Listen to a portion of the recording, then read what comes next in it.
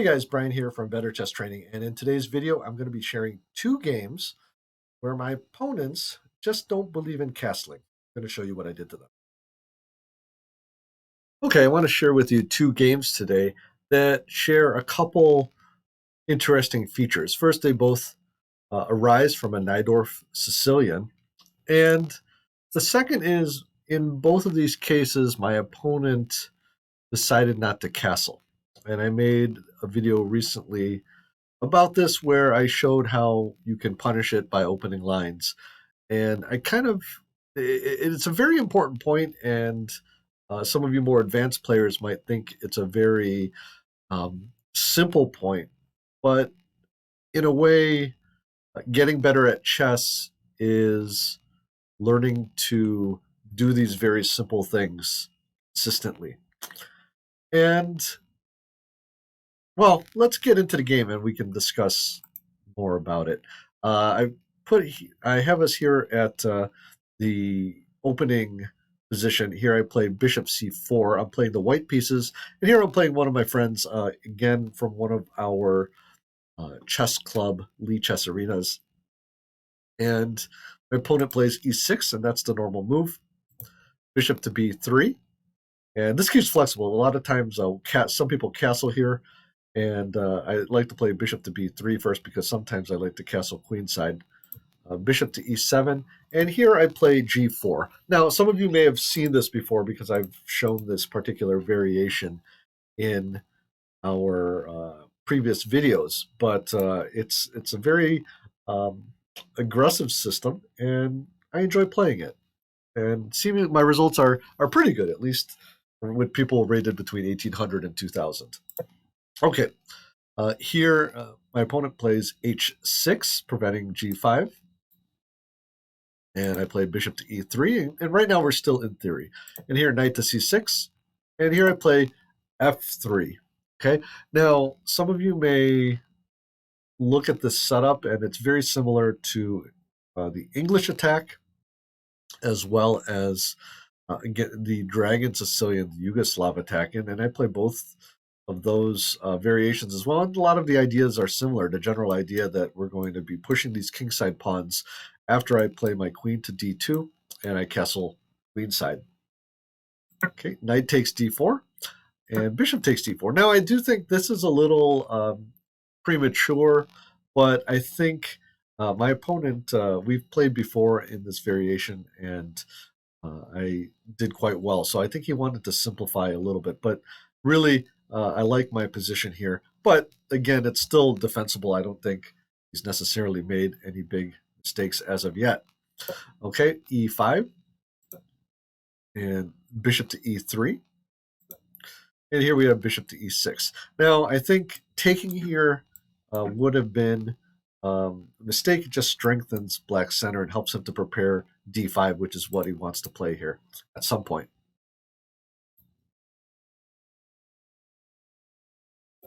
So I play queen to d2, just continuing on. And if he would have taken here, I could have taken here, and now I've got this open A file, although maybe, and I could still castle here if I want, with my king being relatively safe.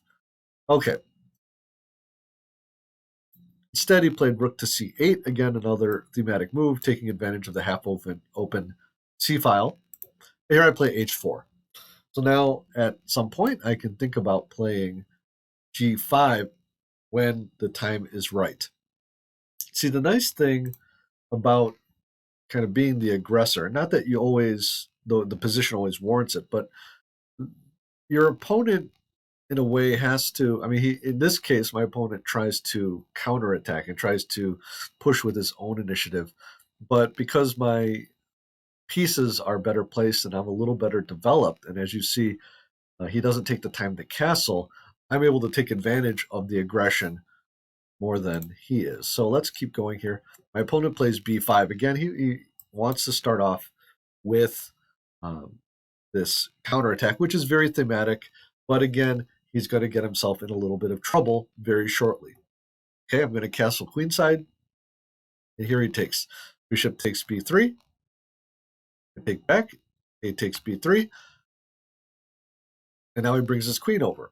Of course, he would love to do this, but I'm not going to let him. Here I play king to b1. See, there's this mentality of, and I write about this, about optimizing and trying to do everything as efficiently as possible. And I think a lot of players, they will have this mindset. And I don't think it's a bad mindset overall, but it will prevent them from taking the time to make the moves that in the end really matter, like castling.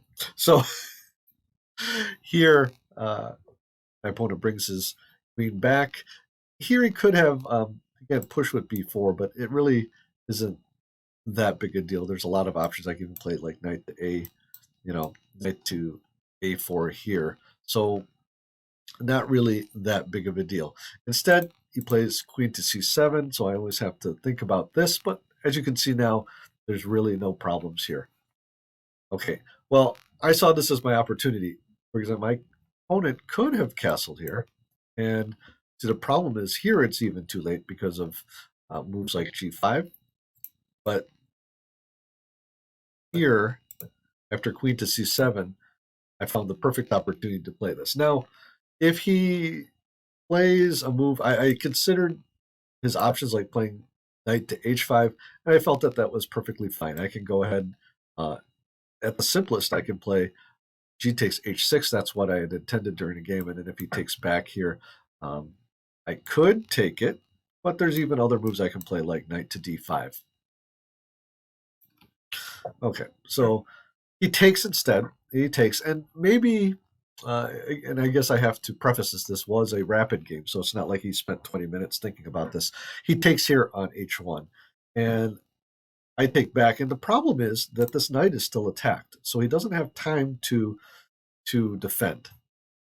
He plays to d7, and maybe if he would have played here to g8, I was planning on just pinning it here. And after he defends, for example, with king to f8, and just bringing my queen over would have, I think, probably led to him resigning pretty soon. Okay, but he plays to d7. I play knight to d5 now, and he plays queen to c6. And here I take this opportunity to put him in check. So here, this is one of the principles I want to express. You want to make sure that you don't dilute your attack by making exchanges too early. And that's why I don't take on e7, partly because this bishop is not really doing much offensively or actively. It's just sitting in defense. And it's going to continue to do so after I check him here. He goes back with the knight, protect. And I want to open up the position even more to give him more weaknesses and allow me to attack even more. Here he plays g6, trying to, well, I think he has a couple ideas here, but I think he sees that I want to play f5 and wants to prevent that. Well, I play it anyway. He takes, and I take, and now there's a little bit of trouble. So he gets his knight is unpinned now, but he falls into this fork. So I'll just play these last few moves pretty quickly because the main point that I wanted to make here was because he didn't castle early, I was able to open up the position and grab an advantage, and now it becomes a material advantage.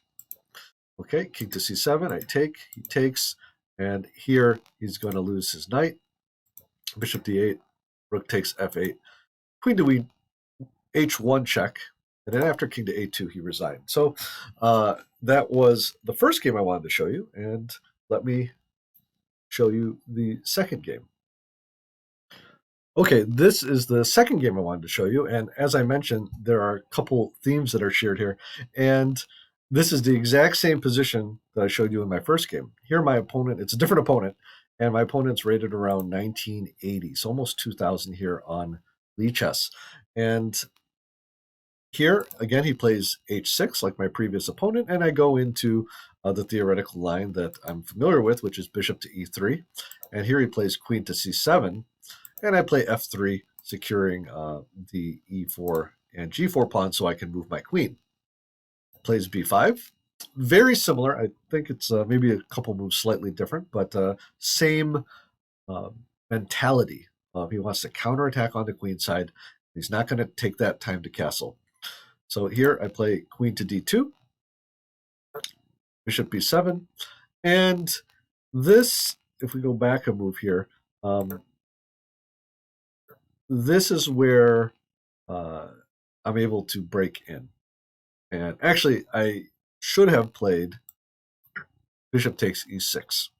And after f takes e6, knight takes e6, attacking this queen. And then after the queen moves, say queen to a5, then I get this pawn with check. Now, I didn't do that at this point in the game. I castled instead. And so here was my opponent's chance to castle. And although I think I still have an initiative, I'm coming with h4, eventually g5. There's going to be some pressure on his king. It's not as quite as disastrous as what happened in the game. Okay, well here I castled, and he plays knight b to d7. And here I finally spot the tactic, and I'm able to do it here. Bishop takes e6. And this is a case where if you've studied enough of games in your opening repertoire, master games, then you'll see these common themes. This is one example, this sacrifice on e6. Okay? And that's why it's important to study your openings as well.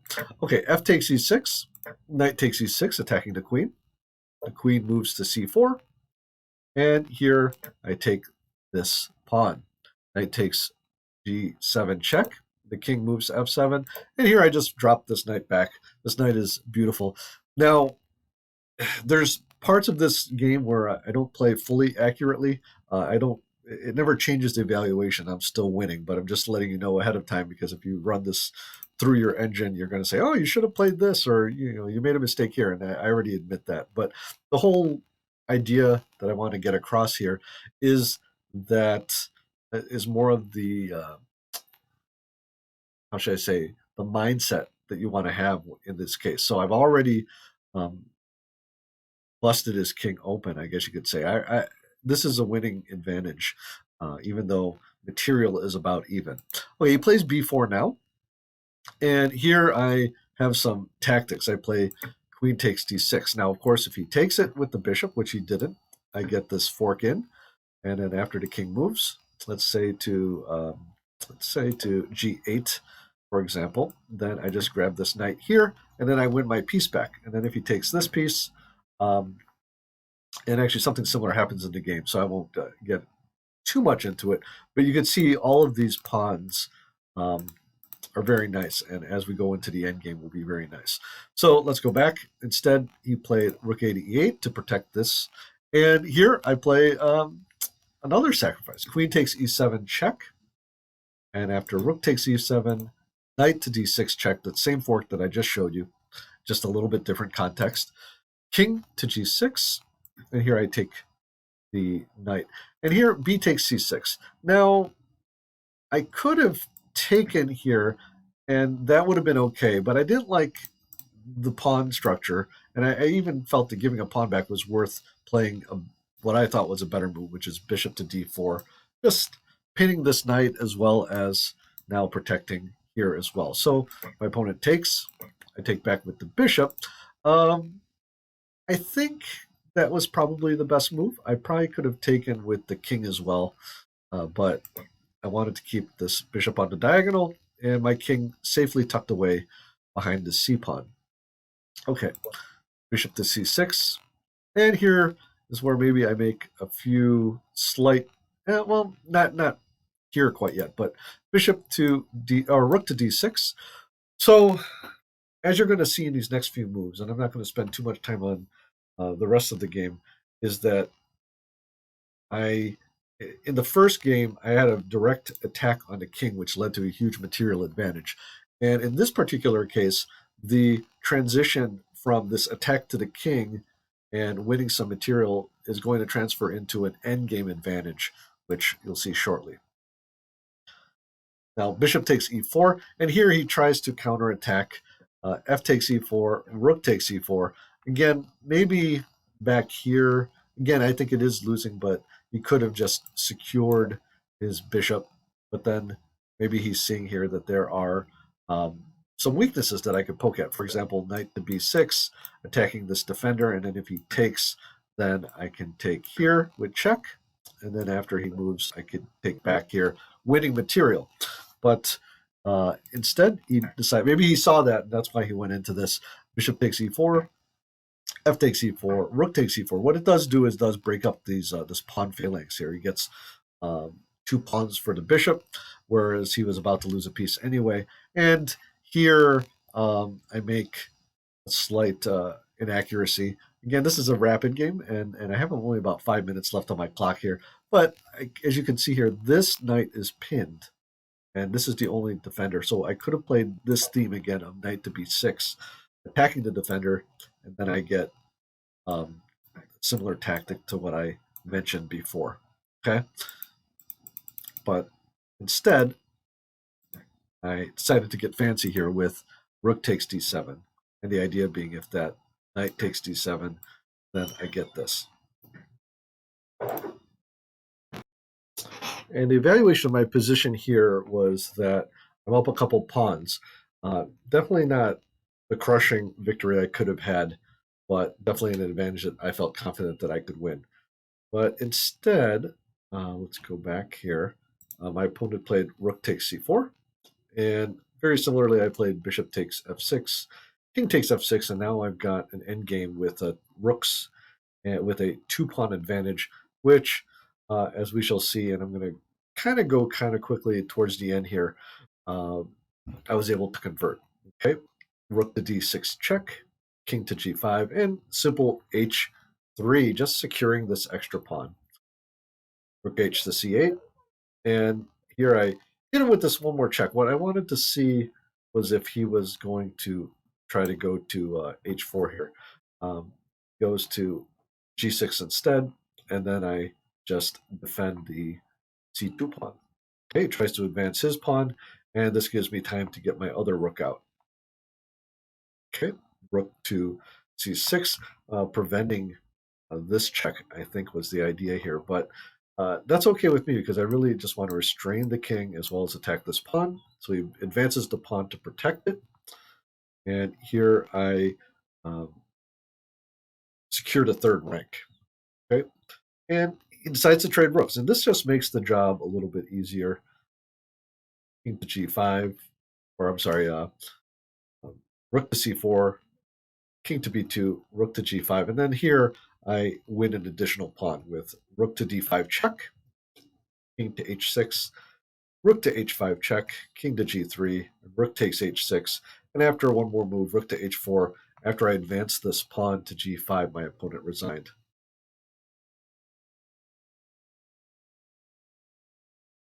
Now, you can see from these examples that there are 2 main lessons. And again, I've repeated these over several videos over the last few years, is there are times when you shouldn't castle.